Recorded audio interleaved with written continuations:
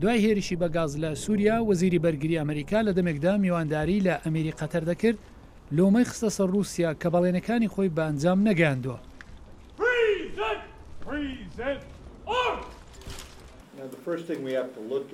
یەکەم کار کە دەبێت چاوی لێ بکەین ئەوەیە کە ئێستا بۆچی بەگشتی چەکەکانی کیمیایی بەکاردەهێنرێن.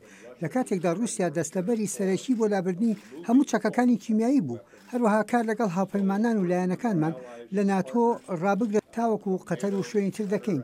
دەمانەوێت چارەسەری ئەم بابەتە بکەین. پرسیاری لەکرا کە داخوا هیچ هێرشێک لە شێوەی هێرشی ئاسمانی بۆ سەر ئەسەد بەڕێوە دەبەن یان نا. ئێستاکە هیچ کردایەک بەلاوە نانین.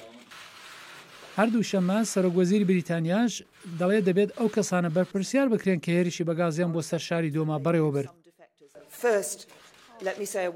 ڕێگام بدەن لە پێش داوتەیەک سەبارەت بە راپۆرتەکانی دوای حوتو سەبارەت بە هێرشی بێبەزایانەی چەکی کیمیایی لە دۆما بڵاوکرانەوە کە بۆ سەرخەڵکی مەدەنی بوو و گەلێک لە ئەوان منداڵ بوون.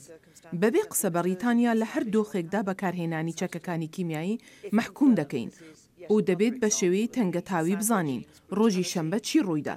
ئەگەر پشڕاست بکرێت ئەوەش نمونەیەکی دیکەیە لە ستەمکاری ڕژیمی ئەسەد وە گوێی نەدان بە خەڵکی خۆی بە بەڵێنی یەکانی خۆیەتی کە چەکەکانی کیمیایی بەکار نەهێنێت و دەبێت ڕژیمی ئەسەد و پشتیوانانی کە یەک لە ئەوان ڕووسیایە بەرپرسیار بکرێن. هەروەها ئاڵمان دووشەمە وێڕای محکومکردنی ئەو هێرشە رووسیا و ئێرانیشی لە شەڕی ئەو وڵاتەدا بە بەرپرسیار زانی.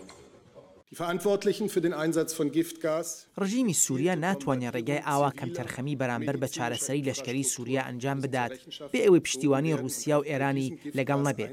ئێمە رووسیا و ئێران بە بەرپرسیار دەزانین کە پێش بە ڕژیمی ئەسەد بگرن و داوایان لێ دەکەین سەرنجام جێبەجێکردنی بڕیاری 24 سفرێکی ئەنجومەنی ئاسایش بەجێ بگەێنن کە داوای ئاگربەست لە سەرانسەری وڵات دەکات و رووسیا خۆی پشتیوانی لێ دەکات.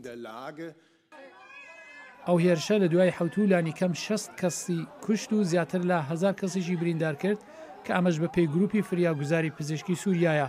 بەڵام حکوومەتی سووریا حاشای کرد کە هێزەکانیان هێرشی کیمیان ئەنجام دابێت و وەزیری دەرەوەی رووسیا کوتی ئەو جۆرە دەنگۆیانە بێبناخەن.